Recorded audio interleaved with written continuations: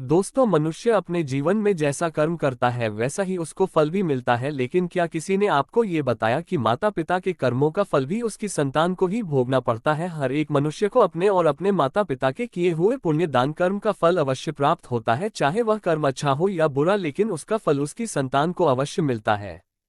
तो दोस्तों, आज की इस बौद्ध कहानी में हम यही जानेंगे कि क्या सच में माँ बाप के कर्मों का फल उनके बच्चों को भोगना पड़ता है। नमस्कार दोस्तों, हमारे चैनल पर आपका स्वागत है। तो शुरू करते हैं। प्राचीन समय की बात है। एक ज्ञानी गुरु जो सभी शास्त्रों में निपुण थे, वे एक छोटे से आश्रम में अपनी पत्नी के साथ रहा करते थे। एक दिन अचानक उनकी धर्मपत्नी ने पूछा, स्वामी, क्या सच में माता पिता के अच्छे और बुरे कर्मों का फल उनकी संतान को भोगना पड़ता है?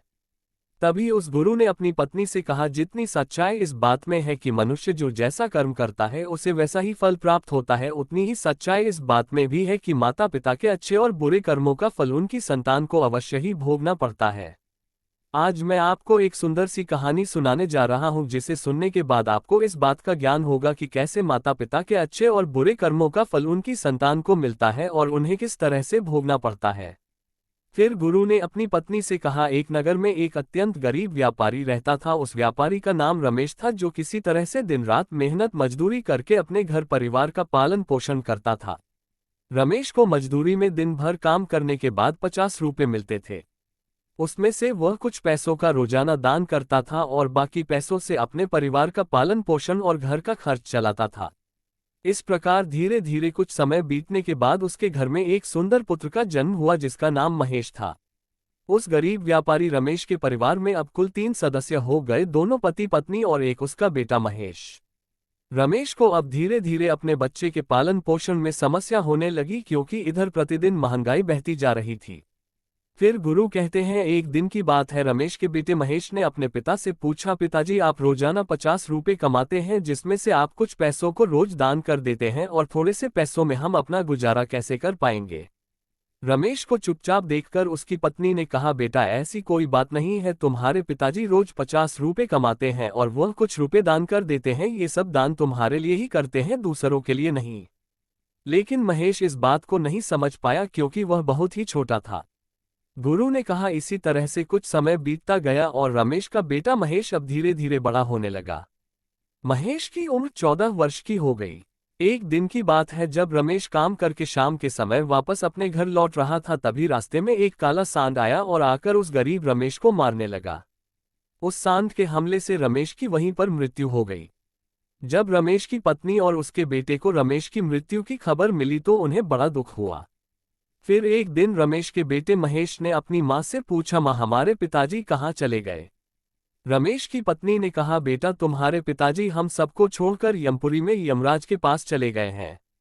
तब मानव ने कहा, जब पिताजी थे तो रोजाना 50 रुपये कमाते थे और उसी में से 2 रुपये की बचत करते थे। हमारा पालन पोषण उसी 2 रुपयों से करते और बाकी के रुपये दान पुण्य में लगा देते थे। माँ, अब हमारा पालन पोषण कैसे होगा? कैसे हमारा पेट भरेगा? फिर माँ ने अपने बेटे महेश से कहा, बेटा, जिस घर में गरीबी होती है उसका कोई सहारा नहीं होता, उनसे सभी दूर भागने लगते हैं।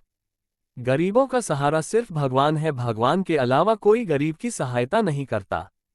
फिर मानव ने अपनी माँ से कहा, माँ, ऐसा मत सोचो, मैं यमराज के पास जाऊंगा और अपने पिताजी को वापस लेकर आऊंगा।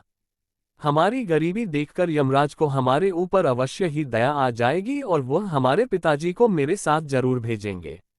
दोस्तों, फिर गुरु अपनी पत्नी से आगे कहते हैं कि उस छोटे से बच्चे महेश की बात पर उसकी मां ने ध्यान नहीं दिया। फिर एक दिन की बात है, उस गरीब आदमी रमेश की पत्नी अपने बेटे महेश को घर पर अकेला छोड़कर गांव में काम करने के लिए चली गई। उधर उसके बेटे महेश ने मन में सोचा कि मैं यमराज के पास जाता हूं और अपने पिताजी को लेकर आता हूं। ऐसा सोचकर महेश अपने पिताजी को लाने के लिए अपने घर से चल देता है। महेश को चलते चलते काफी समय बीत गया। बहुत ही विशाल बरगद के पेड़ को देखकर उसकी छाया में जाकर बैठ गया। तभी उस बरगद के पेड़ ने इंसानी आवाज में कहा, बेटा, तुम कौन हो और कहाँ जा रहे हो? मेरी छाया में आज तक तुम्हारे जैसा कोमल बालक नहीं आया है। फिर महेश ने कहा, मैं एक गरीब आदमी रमेश का बेटा हूँ। मेरे पिताजी मुझे छोड़कर यमराज के पास चले गए हैं और अब मैं अपने पिताजी को लाने के लिए यमराज के पास जा रहा हूँ। उस बरगद के पेड़ ने जब उसकी यह बात सुनी तो उसने कहा, बेटा तू मेरे लिए भी यमराज से एक प्रश्न पूछकर आना कि मैं कई वर्षों से यहाँ पर लगा हुआ हूँ लेकिन मेरा एक भी पत्ता जमीन पर नीचे नहीं गिरता है और ना ही मेरी डालियां सूखती हैं। मैं कितने वर्षों तक और यहाँ पर खड़ा रहूंगा? मैंने अपने पूर्व जन्म में ऐसा कौन सा पाप किया था जिस कारण से मुझे इस योनि से मुक्ति नहीं मिल पा रही है? इसका कौन सा कारण है? तब महेश ने कहा, ठीक है, मैं यमराज से तुम्हारा ये प्रश्न अवश्य ही पूछ कर आऊंगा। गुरु कहते हैं। इतना कहकर महेश आगे चला जाता है। चलते चलते रास्ते में उसे एक इच्छाधारी सर्प मिला। उस सर्प को देखकर महेश डर के मारे रोने लगा और वह सर्प इंसान की आवाज में बोलने लगा, बेटा तुम मुझसे डरो मत, मुझे इतना बताओ कि तुम कौन हो और ऐसे भागे फिरे कहाँ जा रहे हो? महेश ने हिम्मत रखते हुए उस सर्प के पास गया और हाथ जोड़कर कहने लगा, हे सर्पराज, मैं गरीब आदमी रमेश का बेटा हूं और मैं यमराज के पास अपने पिताजी को लाने के लिए जा रहा हूं। उस सर्प ने कहा, बेटा तुम यमराज से मेरा एक प्रश्न पूछकर आना। मैं कई वर्षों से यहाँ पर पड़ा हुआ हूँ, मेरे से अब चला भी नहीं जाता, मेरे शरीर में इतनी भी जान नहीं है कि मैं थोड़ा सा भी चल फिर सकूं। मैंने अपने पूर्व जन्म में ऐसा कौन सा घोर पाप किया था जिस कारण से मुझे इस योनि से मुक्ति नहीं मिल पा रही है? इसका कौन सा कारण है? तब मानव ने कहा, ठीक है, मैं यमराज से तुम्हारा ये प्रश्न अवश्य ही पूछकर जरूर आऊंगा। दोस्तों, गुरु ने आगे कहा। इतना कहकर महेश आगे चलने लगता है। फिर चलते चलते थोड़ी दूर पर उसे रास्ते में एक किसान दिखाई देता है। किसान ने कहा, बेटा तुम कौन हो, कहाँ जा रहे हो? देखने में तो तुम बड़े ही बुद्धिमान लग रहे हो। फिर उस महेश ने कहा, मैं एक गरीब आदमी रमेश का बेटा हूं और मैं यमराज के पास अपने पिताजी को लाने के लिए जा रहा हूं। फिर उस किसान ने कहा, बेटा तुम मेरा एक काम कर सकते हो, तुम यमराज के पास जाकर उनसे मेरा एक प्रश्न पूछकर आना। मैं चलते हुए मुसाफिरों की प्यास बुझाने के लिए कई सालों से यहाँ पर एक कुआं खुदवा रहा हूँ, लेकिन इसमें से पानी अभी तक क्यों नहीं निकला है? मैंने अपने पूर्व जन्म में ऐसा कौन सा अन्याय किया था जिस कारण से इस कुएं में अभी तक पानी नहीं निकला है? मैंने इसमें बहुत सारे पैसे भी खर्च कर दिए हैं और बहुत मेहनत की, आखिर क्या कारण है जिससे कुएं में पानी नहीं निकल रहा? महेश ने कहा, ठीक है, मैं यमराज से तुम्हारा ये प्रश्न जरूर पूछकर आऊंगा। दोस्तों, गुरु ने कहा। इतना कहकर महेश वहां से आगे की ओर चलने लगा। चलते चलते रास्ते में उसे एक बहुत बड़ा तालाब मिला। फिर महेश तालाब के किनारे पर गया और पानी पीने लगा। तभी उस तालाब से तैरती हुई एक बतख आए और कहने लगी, बेटा तुम तो बड़े कोमल स्वभाव के दिखते हो, लेकिन तुम इस वक्त कहाँ जा रहे हो? तब महेश ने कहा, मैं गरीब आदमी रमेश का बेटा हूं और मैं यमराज के पास अपने पिताजी को लाने के लिए जा रहा हूं। दोस्तों, गुरु ने कहा। महेश की बात सुनकर उस बतख ने कहा, बेटा तुम यमराज से मेरा एक प्रश्न पूछकर आना। कई वर्षों से मैं इस तालाब में भटक रही हूँ, 7 पीढ़ियां गुजर गई हैं, परंतु मैं अभी तक इसी तालाब में रह रही हूँ। मैंने अपने पूर्व जन्म में ऐसा कौन सा पाप किया था जिसके कारण मुझे इस योनि से मुक्ति नहीं मिल पा रही है? इसका क्या कारण है? तब मानव ने कहा, ठीक है, मैं यमराज से तुम्हारा ये प्रश्न जरूर पूछकर आऊंगा। इतना कहकर मानव वहां से आगे की तरफ बढ़ने लगा। चलते चलते वह तालाब के दूसरे किनारे पर पहुंच गया। दूसरे किनारे पर जब वह पहुंचा तो उसने देखा कि एक मरा हुआ बगुला वहां पर पड़ा हुआ था। जब मान ने उस मरे हुए बगुले को लंघ कर आगे बढ़ा तो वह मरा हुआ बगुला बोलता है, बेटा तुम कौन हो, कहाँ रहते हो और कहाँ जा रहे हो? महेश ने उसकी आवाज सुनकर कहा, मैं एक गरीब आदमी रमेश का बेटा हूं और मैं यमराज के पास अपने पिताजी को लाने के लिए जा रहा हूं। उस बगुले ने कहा, तुम यमराज से मेरा एक प्रश्न पूछकर आना। मेरा शरीर कई वर्षों से इस तालाब के किनारे पर ही पड़ा हुआ है। कभी पानी की लहर आती है तो मेरा शरीर तालाब के अंदर चला जाता है और पानी की लहर से वापस बाहर निकलकर किनारे पर आ जाता है। ना तो मेरा शरीर गलता है और ना ही सड़ता है, इतने सालों से जैसे का तैसा ही है। मैंने अपने पूर्व जन्म में ऐसा कौन सा पाप कर्म किया था जिसके कारण मुझे इस शरीर से मुक्ति नहीं मिल पा रही है और इसका क्या कारण है? महेश ने कहा, ठीक है, मैं यमपुरी में जाकर यमराज से तुम्हारा ये प्रश्न अवश्य पूछ कर आऊंगा। गुरु ने आगे कहते हुए कहा। इतना कहकर मानव वहां से चलने लगा और वहां से चलते चलते यमपुरी में पहुंच गया। वहां पहुंचकर यमराज के चरणों में प्रणाम किया और हाथ जोड़कर कहने लगा, हे यमराज जी, मेरे पिताजी कहाँ पर हैं?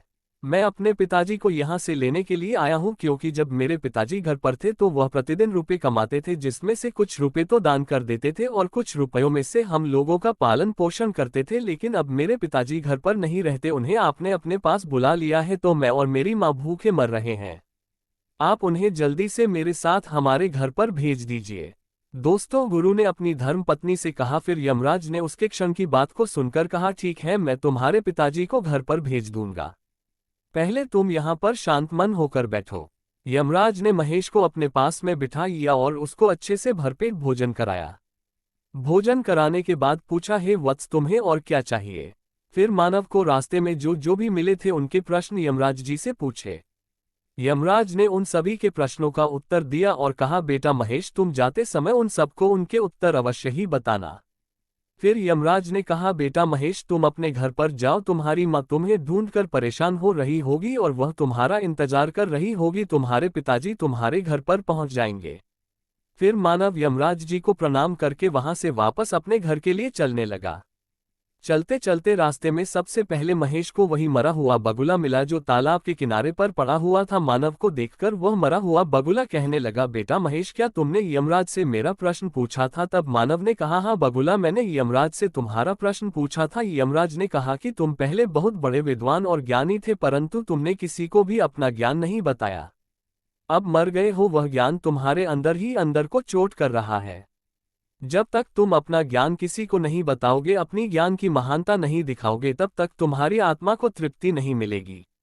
दोस्तों, गुरु कहते हैं, फिर उस मरे हुए बगुले ने कहा, बेटा महेश, अब ऐसी हालत में भला मेरे पास ज्ञान लेने के लिए कौन आएगा? अब एक ही उपाय है, तुम मेरे ज्ञान को ले लो और लोगों तक पहुंचा देना।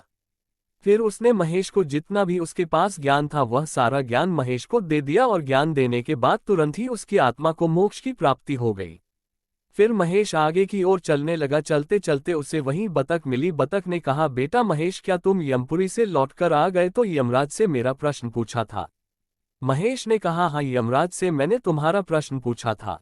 उन्होंने कहा कि तुम्हारे अंदर पिछले जन्म में बहुत सारा अमृत भरा हुआ है, जब तक तुम इस अमृत को किसी को नहीं दो तब तक तुम ऐसे ही व्याकुल तड़पती रहोगी। बतख ने कहा, बेटा महेश, अब कौन आएगा मेरा अमृत लेने के लिए, इसलिए तुम ही मेरा अमृत ले लो। फिर बतख ने अपना अमृत महेश को दे दिया और बतख ने जैसे ही मानव को अमृत दिया वैसे ही उस बतख की आत्मा को मोक्ष की प्राप्ति हो गई। इसी तरह से महेश वहां से आगे बढ़ा। कुछ दूर चलते चलते रास्ते में उसे वही किसान मिला जो मुसाफिरों के लिए कई सालों से कुआं खुदवा रहा था। उस किसान ने जैसे ही महेश को देखा तो बड़े प्रेम से उदास मन लिए हाथ जोड़कर महेश से कहने लगा, बेटा, क्या तुमने यमराज से मेरा प्रश्न पूछा था या नहीं? मानव ने कहा, हाँ पूछा था। यमराज ने कहा कि आपके घर में एक जवान कन्या कुंवारी बैठी हुई है, जब तक आप उस लड़की का विवाह नहीं करोगे और कन्यादान नहीं करोगे तब तक कुएं से पानी नहीं निकलेगा। पहले जो तुम्हारा कर्तव्य है, कर्म है, उसे पूरा कर लो। जो ईश्वर ने तुमको जिम्मेदारी सौंपी है उस पर ध्यान दो। पहले आप कन्यादान करो, उसके बाद इस कुएं को खुदवाओ। फिर किसान ने कहा, बेटा महेश, मैं अपनी लड़की के लिए लड़का कहाँ ढूंढने के लिए जाऊंगा? तुम मुझे बहुत ही सीधे साधे स्वभाव के बालक दिख रहे हो, इसलिए बेटा मैं चाहता हूं कि तुम ही मेरी लड़की से विवाह कर लो। गुरु कहते हैं, फिर किसान ने अपनी प्यारी सी कन्या का विवाह महेश के साथ कर दिया। फिर किसान ने अपनी लड़की को बहुत सारा धन देकर महेश के साथ विदा कर दिया। इस तरह से महेश अपनी पत्नी को लेकर फिर आगे चलने लगा। फिर उसे रास्ते में वही विशाल बरगद का पेड़ मिला जिसकी छाया में उसने विश्राम किया था। उसने पूछा, बेटा महेश, क्या तुमने यमराज से मेरा प्रश्न पूछा था? उसने कहा, हाँ पूछा था। यमराज ने बताया कि पूर्व जन्म में तुम्हारा काम स्कूल में बच्चों को शिक्षा देना था। तुम्हारा स्थान एक गुरु का था, तुम्हें लोगों तक ज्ञान पहुंचना था, लेकिन तुमने अपने लक्ष्य का, अपने पद का सही तरीके से इस्तेमाल नहीं किया। तुम ज्ञान शिक्षा देने के बदले में छोटे छोटे बच्चों से अपना काम करवाते थे और उन्हें अच्छी तरह ज्ञान का उद्देश्य नहीं देते थे। तुम पूर्व जन्म में बहुत बड़े विद्वान और ज्ञानी थे, परंतु तुम उन बच्चों को शिक्षा नहीं दे पाए, उन्हें सही तरीके से ज्ञान प्राप्त नहीं हुआ, जिसकी वजह से उन छोटे छोटे बच्चों ने बड़े हो जाने पर तुम्हें श्राप दिया था, जिसके कारण तुम हिलडुल नहीं सकते हो। तुम्हारे अंदर जो ज्ञान भरा है उसे किसी को दे दो, इसके बाद में तुम्हें तुम्हारी आत्मा की मोक्ष की प्राप्ति होगी।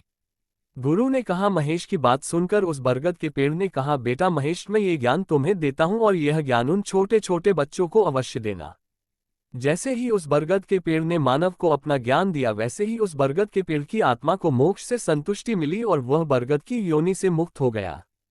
फिर महेश जैसे ही आगे चलने लगता है तो उसे रास्ते में वही इच्छाधारी सर्प मिला। उस सर्प ने कहा, बेटा, क्या तुमने यमराज से मेरा प्रश्न पूछा था? तब महेश ने कहा, हाँ पूछा था। नागराज यमराज ने कहा कि तुम्हारे पास जो नागमणि है, तुम उस नागमणि को धरती पर नहीं उगलते हो और ना कभी किसी को दान करने देते हो। जब तक तुम इस नागमणि का दान किसी को नहीं करोगे तब तक तुम्हारा शरीर ऐसे ही धरती पर पड़ा रहेगा। फिर उस सर्प ने कहा, बेटा मैं ये नागमणि अब किसको दूं, इस नागमणि को तुम ही ले लो। फिर उस सर्प ने अपनी नागमणि को महेश को दे दिया। जैसे ही सर्प ने नागमणि महेश को दी वैसे ही उस सर्प की आत्मा को मोक्ष की प्राप्ति हो गई। कुछ देर के बाद मानव अपनी पत्नी के साथ चलते चलते अपने घर पहुंच गया।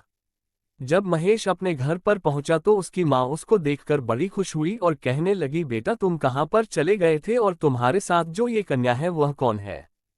फिर महेश ने जो भी उसके साथ रास्ते में चलते वक्त घटनाएं घटी थी वह सब कुछ अपनी माँ को बता दिया। फिर दोस्तों, गुरु कहते हैं रास्ते भर में लोगों की इतनी दुख भरी बातें सुनकर महेश को अब ज्ञान हो चुका था कि उसके पिताजी वापस नहीं आ सकते हैं। अब उनकी इस पृथ्वी लोक से मुक्ति हो चुकी है। उसके पिताजी ने जो भी अपने जीवन में दान धर्म किया था उसका फल महेश को यमराज ने दे दिया। दोस्तों, इस प्रकार से गुरु ने अपनी पत्नी को बताया कि माता पिता के अच्छे और बुरे कर्मों का फल उनकी संतान को कैसे प्राप्त होता है और पूर्व जन्म के कर्मों का फल हर एक मनुष्य को कैसे मिलता है। दोस्तों, अच्छे कार्यों का फल न केवल माता पिता को बल्कि उनकी संतान को भी सुख और समृद्धि के रूप में मिलता है। अगर माता पिता समाज में अच्छे कार्य करते हैं उनके बच्चे भी सम्मानित और खुशहाल जीवन जीते हैं। वहीं बुरे कर्मों का फल संतान को दुख, परेशानी और असफलता के रूप में मिलता है जिससे उन्हें समाज में नकारात्मकता का सामना करना पड़ता है। दोस्तों, आपको इस वीडियो में क्या सीखने को मिला कमेंट करके अवश्य बताएं।